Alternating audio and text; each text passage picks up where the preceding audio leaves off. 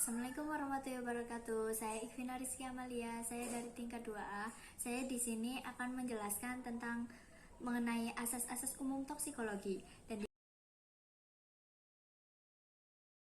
Dan di sini ada pengertian toksikologi, yaitu toksikologi adalah ilmu yang menetapkan batas aman dari bahan kimia. Definisi ini mengandung makna bahwa di dalam tubuh dalam kondisi tertentu, zat kimia dapat berinteraksi dengan jaringan tubuh, sehingga mengakibatkan timbulnya efek berbahaya atau toksik dengan wujud dan sifat tertentu.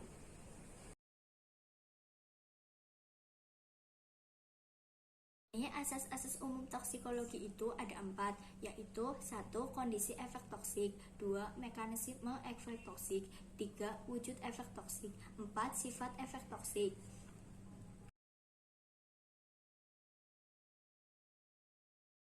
Di sini saya akan menjelaskan tentang kondisi efek toksik, yaitu kondisi efek toksik suatu senyawa adalah berbagai keadaan atau faktor yang dapat mempengaruhi efektivitas absorpsi, distribusi, dan eliminasi senyawa tersebut di dalam tubuh makhluk hidup yang pada gilirannya akan menentukan keberadaan zat kimia tersebut secara utuh atau metabolitnya dalam sel sasaran atau efektivitas antara reaksinya dengan sel sasaran, jumlah zat kimia ataupun metabolitnya di sel sasaran akan mempengaruhi efek toksiknya.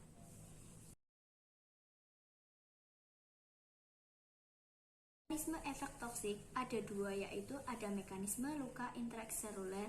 Di dalam tubuh, zat beracun mungkin berada dalam bentuk zat kimia induk atau dalam bentuk metabolit yang relatif, misalnya ion karbonium, epoksida, radikal bebas sebelum berada di sel sasaran. Setelah masuk ke dalam sel sasaran, kemungkinan akan berinteraksi dengan suatu sasaran molekuler yang mungkin reaksi pendasarkan ikatan kovalen, substitusi, peroksidasi, dan lain sebagainya.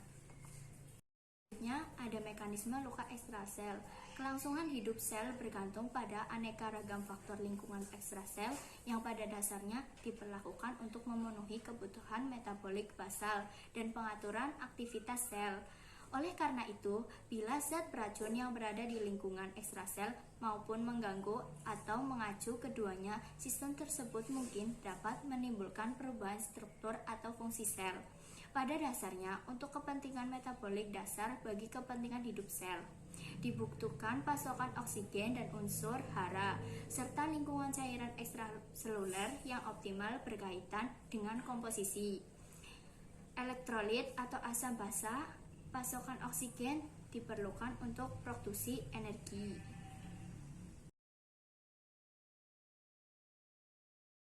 Selanjutnya ada wujud efek toksik. Wujud efek toksik, suatu racun dapat berwujud perubahan biokimia, fisiologi, fungsional, dan struktural. Perubahan ini memiliki sifat yang khas, yaitu terbalikan dan tak terbalikan. Respon perubahan biokimia merupakan perubahan atau keracunan biokimia terhadap luka sel akibat interaksi antar racun dan tanpa aksi yang terbalikan. Respon perubahan fungsional berkaitan dengan interaksi racun dengan reseptor aktif enzim yang terbalikan, sehingga mempengaruhi fungsi homeostatis tertentu, termasuk dalam wujud efek toksik.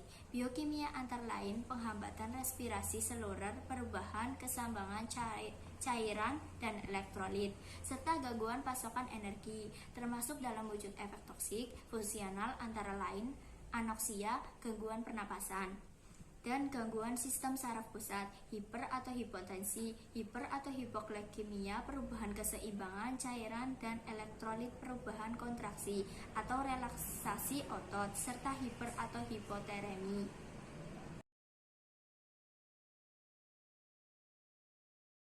Selanjutnya ada sifat efek toksik, yaitu terdapat 2 jenis sifat efek toksik zat beracun, yakni terbalikan atau tak terbalikan. Ciri khas dari wujud efek toksik yang terbalikan meliputi A. Bila kadar racun yang ada dalam tempat aksi atau reseptor tertentu telah habis, maka reseptor tersebut akan kembali ke semula. B. Efek toksik yang ditimbulkan akan cepat kembali normal. C. Ketoksikan racun bergantung pada takaran serta kecepatan absorpsi, distribusi, dan eliminasi racunnya. Sedangkan ciri khas dari wujud efek toksik yang bersifat tak terbalikkan meliputi A. Kerusakan yang terjadi sifatnya menetap. B. Pemejaan berikutnya dengan racun akan menimbulkan kerusakan yang sifatnya sama, sehingga memungkinkan terjadinya penumpukan efek toksik. Sedangkan C. Pemejaan dengan tekaran yang sangat kecil dalam jangka panjang akan menimbulkan efek toksik yang seefektif dengan yang ditimbulkan oleh pemejaan racun dengan toksikan besar dalam jangka panjang. Selanjutnya, saya akan menjelaskan review jurnal tentang uji efektivitas pemberian minyak jintan hitam terhadap kadar gula darah mencit diabetes mellitus yang diberi alakson.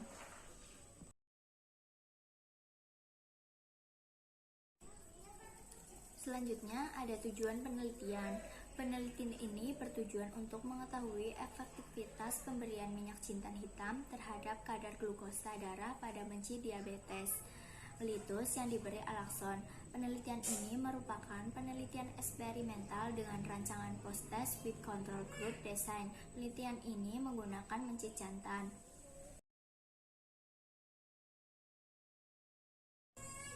Selanjutnya ada hasil penelitian. Hasil penelitian ditunjukkan beberapa grafik histogram dari rata-rata data hasil analisis dari penelitian yang dilakukan selama 29 hari. Dan di sini itu ada 3, yaitu pemeriksaan kadar gula darah setelah diberi alakson, kedua pemeriksaan kadar gula darah 7 hari setelah pelakuan, dan 3 pemeriksaan kadar gula darah 14 hari setelah pelakuan.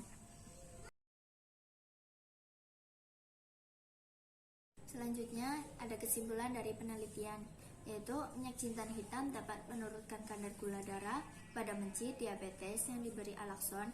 Pemberian minyak jintan hitam dengan waktu 14 hari lebih efektif dibandingkan 7 hari. Dalam menurunkan kadar gula darah mencit DM yang diberi alakson, pemberian minyak jintan hitam 0,117 mili atau 20 gram BB atau hari P1 merupakan dosis yang paling efektif dibandingkan dengan minyak jintan hitam 0,234 mili atau 20 gram BB P2 dan 0,468 mili atau 20 gram BB P3. Dalam menurunkan kadar glukosa darah mencit DM yang diberi alakson. Dengan mempertimbangkan hasil penelitian ini, penulis memberi saran agar dilakukan penelitian lebih lanjut mengenai kadar zat-zat yang terkandung di dalam minyak jintan. Sekian dari video saya akhiri. Wabillahi taufiq wal hidayah. Wassalamualaikum warahmatullahi wabarakatuh.